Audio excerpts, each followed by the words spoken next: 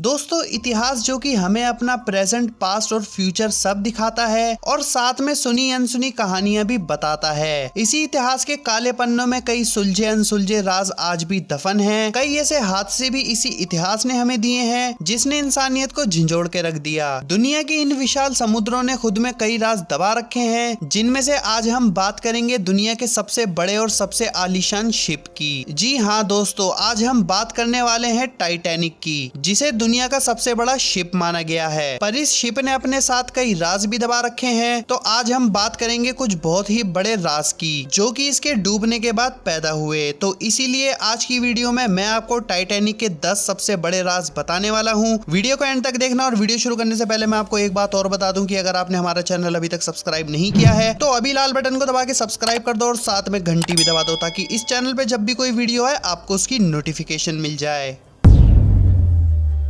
14 अप्रैल 1912 को 11:40 पर एक शिप साउथहैम्पटन से न्यूयॉर्क सिटी जा रहा था, जो कि दुनिया का सबसे बड़ा और सबसे आलीशान शिप था। एक्सपर्ट की माने तो उस शिप की टक्कर एक आइसबर्ग से यानी कि बर्फ के पहाड़ से हुई और वो पानी में डूब गया। उस शिप का नाम है दी RMS टाइटैनिक। पर 15 अप्रैल को दुनिया का सबसे बड़ा शिप अटलांटिक ओशियन में ही दफन हो गया और इस शिप ने अपने साथ 1500 से भी ज्यादा लोगों की जान अपने साथ समेट ली।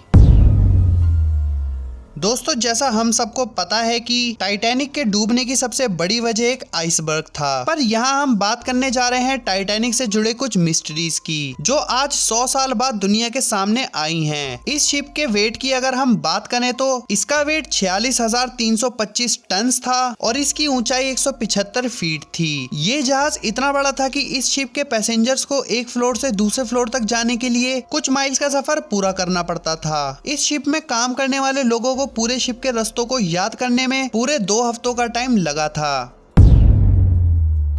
इस शिप में यूज की गई हर चीज अपने आप में एक बहुत ही ढंग से बनाई गई थी। इस शिप के धुएं को निकालने के लिए 4 चिमनियों का यूज होता था और इनमें से हर एक चिमनी का वजन 60 टन था। साथ ही इन सभी चिमनियों की ऊंचाई 81.5 फीट थी। इन चिमनियों को इतना ऊंचा बनाने का सबसे खास रीजन ये था कि इससे निकलते हुए धुएं से कोई भी पैसेंजर परेशान ना हो। अच्छा दिखने के लिए इन चिमनियों को 30 डिग्री के एंगल से बनाया गया था। इसे बनाने में हुए खर्चे की अगर हम बात करें तो वो $7.5 मिलियन थे और अगर बात करें 2019 के रेट्स के हिसाब से तो इसकी कीमत $170 मिलियन थी।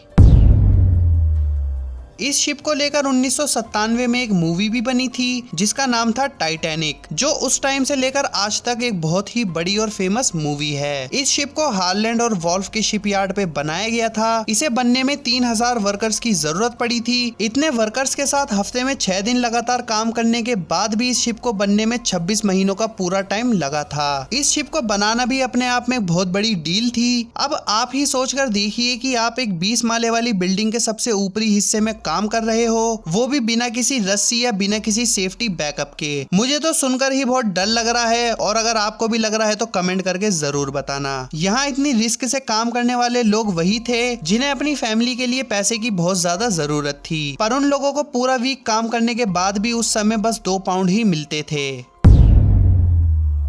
इस शिप को बनाते वक्त भी बहुत हादसे हुए थे, जिनमें 8 लोगों की मौत हो गई और 246 से भी ज्यादा लोग इंजर्ड हो गए थे। ऐसा माना जाता है कि इस शिप के पानी में डूबने के कई और भी रीजंस थे, पर इनमें से सबसे खास था कि इस शिप की डूबने की असली वजह आइसबर्ग नहीं बल्कि आग थी। जी हाँ दोस्तों, एक जर्नलिस्ट ने टाइटैनिक शिप पर एक किताब लिखी थी जिसका नाम था द फेट ऑफ टाइटैनिक। इस किताब में उन्होंने साफ तौर पर कहा था कि टाइटैनिक शिप के तल में लगभग 3 हफ्तों तक आग एक कोने में बहुत ही अधिक तापमान पर जली थी, जिस वजह से टाइटैनिक की मेटेलिक पावर 75% तक कम हो गई थी और उस वजह से जब वो आइसबर्ग से टकराया तो जो हिस्सा कमजोर हुआ था उसके थ्रू पानी अंदर घुस गया था।